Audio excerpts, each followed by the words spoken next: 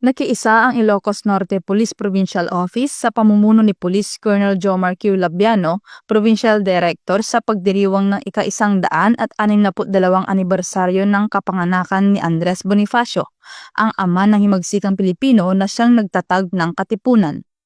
Nagsagawa sila ng iba't ibang makabuluhang aktibidad sa Aurora Park, Lawag City kabilang ang masiglang Zumba session, libreng gupit at live band performance na nagpasaya sa mga dumalo.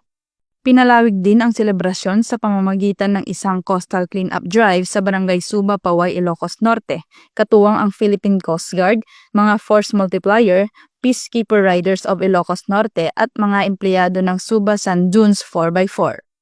Sa pamamagitan ng mga makabuluhang gawaing ito, muling pinagtibay ng Ilocos Norte Police Provincial Office ang kanilang pangako sa patuloy na pagsiserbisyo ng tapat at may malasakit sa mamamayan.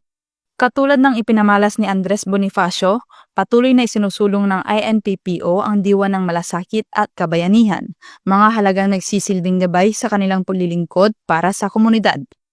Mula dito sa Ilocos Region, ako ang inyong PNN Correspondent, Police Corporal Joanna Marie M. Santos, alagad ng batas, tagataguyod ng balitang pulis.